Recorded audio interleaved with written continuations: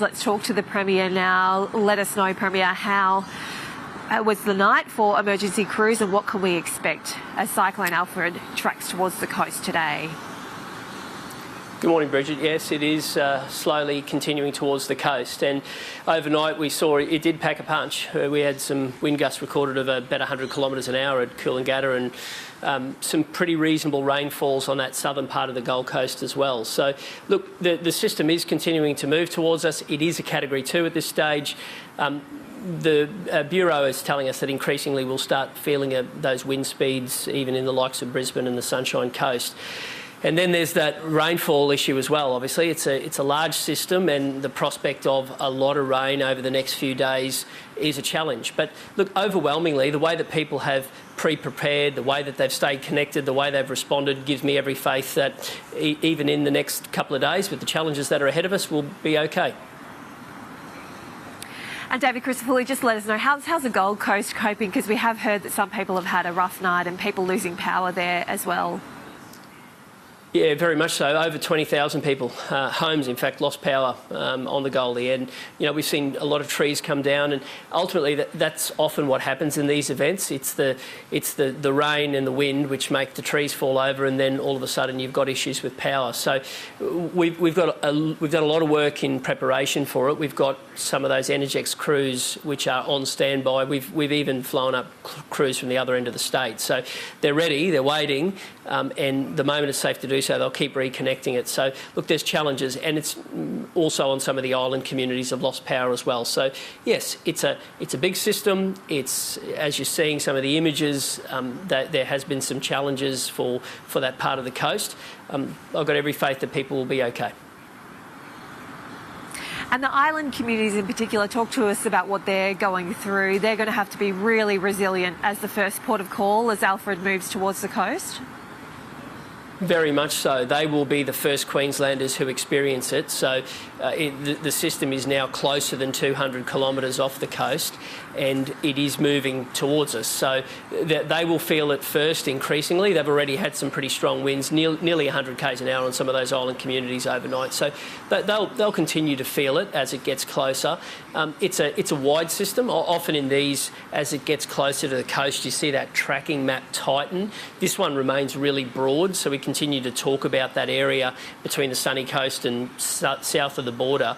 So it's a wide system, and it will bring a lot of rainfall. So there's the challenges. We've spoken about this in phases in terms of the waves that we saw and the winds, and then what that means for rainfall and then flooding. So we're moving into that part where, yes, you'll continue to see the winds during the course of today, but then there's that rain, and often in cyclones, that rainfall, lots of it in a short window, can also be really problematic. So people are preparing across a range of fronts. We've asked people to do the little things around their house. Overwhelmingly, that's been done.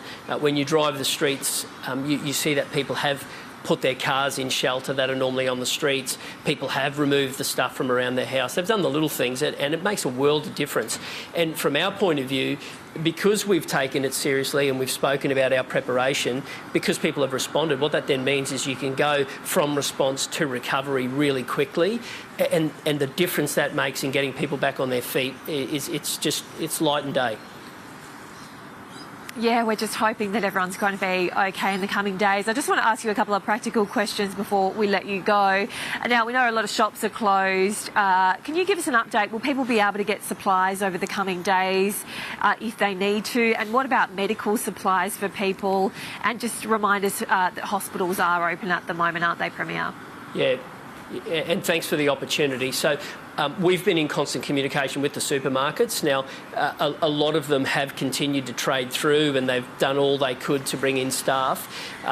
We've asked them to make sure they update their website, which they've done, and some of the work of those staff who've gone in, left their families, like our emergency services do, to go and stock the shelves has been, quite frankly, amazing.